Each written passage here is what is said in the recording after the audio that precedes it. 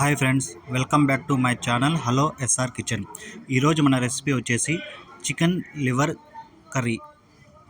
పూరీలోకైనా, చపాతీలోకైనా, రైస్లోకైనా అదిరిపోయే టేస్ట్గా ఎలా చేసుకోవాలో చూసేద్దాం. ఇక ముందుగా మనం స్టవ్ ఆన్ చేసి ఒక కడాయి పెట్టుకొని అందులో 4 స్పూన్ల వరకు ఆయిల్ వేసుకుందాం. ఒక 4 స్పూన్ల ఆయిల్ వేసుకొని ఇది కొద్దిగా వేడైన తర్వాత ఒక ఇంచి చెక్క, మరాఠీ మొగ్గ, స్టార్ పువ్వు, అలాగే ఒక బిర్యానీ ఆకు వేసుకొని మనం ఫ్రై చేసుకోవాలి.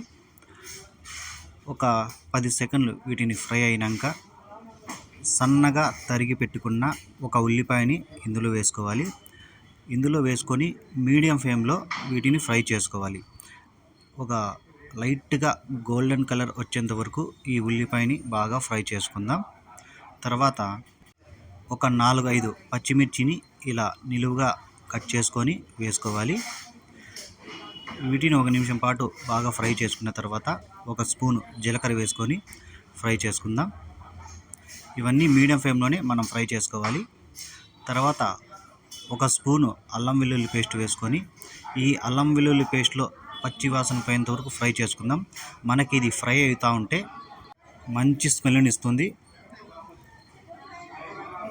తర్వాత మనం ముందుగానే ఈ టమోటా సాస్ రెడీ చేసి పెట్టుకోవాలి. మిక్సీలో ఒక 2 టమోటాలని కట్ చేసి వేసుకొని మిక్సీ పట్టి పక్కన వేసుకున్న తర్వాత ఈ అల్లం వెల్లుల్లి పేస్టు మనకు ఫ్రై అయిన తర్వాత ఈ పేస్ట్ని మనం అందులో వేసుకొని బాగా కలుపుకోవాలి. ఈ టమోటాలో పచ్చి వాసన పోయేంత వరకు మనం ఫ్రై చేసుకుందాం. తర్వాత ఒక 1/2 స్పూను పసుపు, ఒక స్పూను 1.5 స్పూను కారపొడి వేసుకుందాం.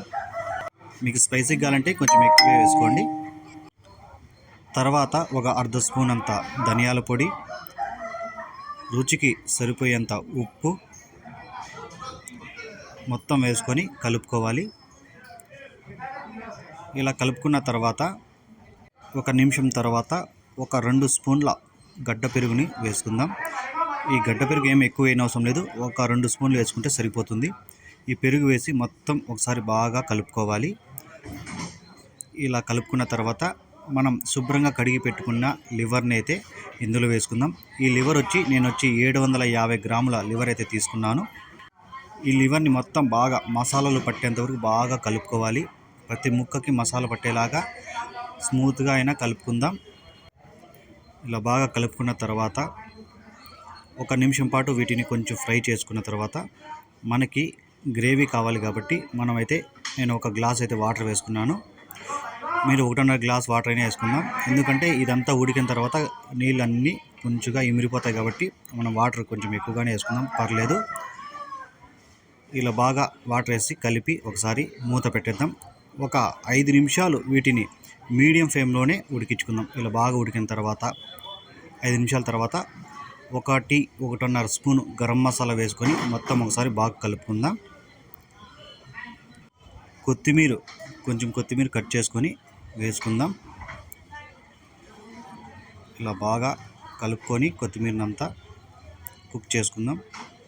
ఇలా కొత్తిమీర వేసి 1 నిమిషం పాటు మీడియం ఫ్లేమ్లో బాగా ఫ్రై చేసుకొని దించుకుంటే సరిపోతుంది. మనకైతే ఈ చికెన్ లివర్ గ్రేవీ అయితే రెడీ అయిపోయింది. మీరు ఒకసారి నేను చెప్పినట్టు ట్రై చేయండి, ఎలా వచ్చిందో కామెంట్ చేయండి. మనకిది రైస్లోకైనా చపాతీలోకైనా మంచిగా టేస్ట్గా ఉంటుంది. Thank you.